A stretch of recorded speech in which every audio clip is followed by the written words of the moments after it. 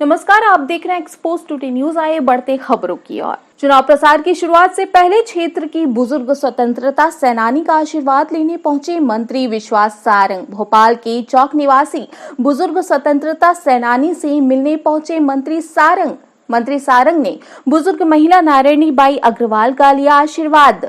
Ice cream खाते खाते बुजुर्ग महिला के साथ बैठकर मंत्री सारंग ने सुने स्वतंत्रता की लड़ाई के किस्से। इस दौरान मंत्री सारंग ने कहा, आज से हमने प्रचार की शुरुआत कर दी है। हमारे लिए सौभाग्य की बात है कि भोपाल ऐसी स्वतंत्रता सेनानी है जिन्होंने भारत को स्वतंत्र करने में अपना योगदान दिया। नारायणी बाई अग्रवाल के पति भी स्वतंत्रता संग्राम सेनानी थे। इन्होंने हमें सौभाग्य दिया कि हम स्वतंत्र भारत में जी सकें। इसलिए ऐसे बुजुर्गों के आशीर्वाद से ही चुनाव प्रचार की शुरुआत की है।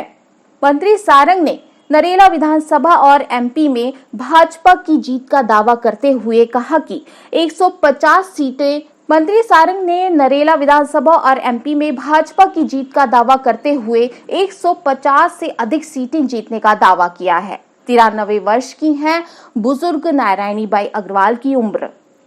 2 बार भारत के राष्ट्रपति सम्मानित कर चुके हैं नारायणी बाई को।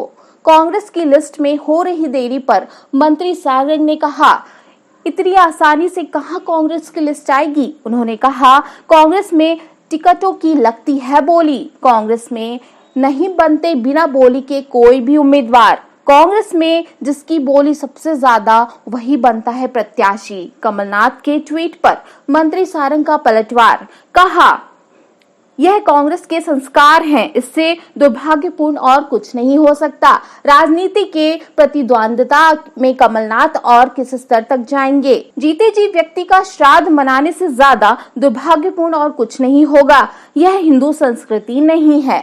कमलनाथ ने सीएम शिवराज के साथ ही पितरों का भी किया अपमान। यह दिन पितरों को याद और श्रद्धांजलि देने वाले हैं।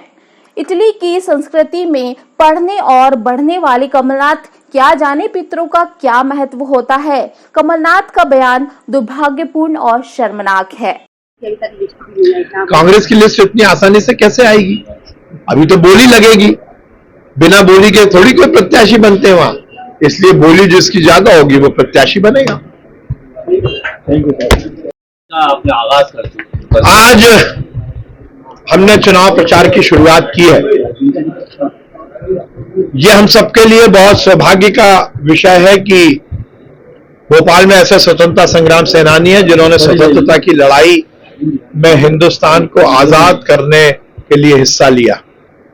नारायणी देवी अग्रवाल जी भोपाल की वो स्वतंत्रता संग्राम सेनानी है जिनके पतिदेव भी स्वतंत्रता संग्राम सेनानी थे और आपको 2 बार राष्ट्रपति पुरस्कार भी मिला है। तो हमने ऐसा विचार किया कि ये बुजुर्ग जिन्होंने हम सबको ये सौभाग्य दिया कि हम आजाद हिंदुस्तान में जी सके, इसलिए हम ऐसे बुजुर्गों के आशीर्वाद से ही चुनाव प्रचार की शुरुआत करें। उसके साथ ही लोकतंत्र सेनानी भी जो हैं जिन्होंने लोकतंत्र को बचाने के लिए आपातकाल में काम किया, उनका भी हम आशीर्वाद लेकर आज शुरुआत कर रहे हैं। मुझे बहुत प्रसन्नता है कि ऐसे बुजुर्गों का आशीर्वाद मेरे साथ है और इसीलिए हम ताकत के साथ कहते हैं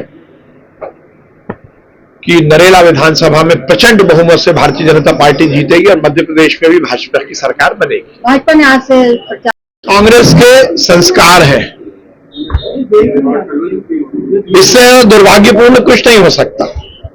अपनी राजनीतिक प्रतिद्वंद्विता में आप किस स्तर तक जाओगे कमलनाथ जी? आप जीते जी व्यक्ति का श्राद्ध मनाने की बात करो, इससे ज्यादा शर्मनाक कुछ नहीं होगा। ये हिंदू संस्कृति नहीं है। जहां एक और कमलनाथ जी ने शिवराज जी का तो अपमान किया है, मध्य प्रदेश के मुख्यमंत्री का अपमान तो किया, उसके साथ साथ पितरों का भी अपमान किया। ये दिन पितरों को याद करने वाले और उनके प्रति श्रद्धांजलि देने वाले हैं। पर ये इटली की संस्कृति में बढ़ने वाले कमलनाथ क्या जाने पितरों का क्या महत्व होता है। ये दुर्भाग्यपूर्ण भी है, शर्मनाक।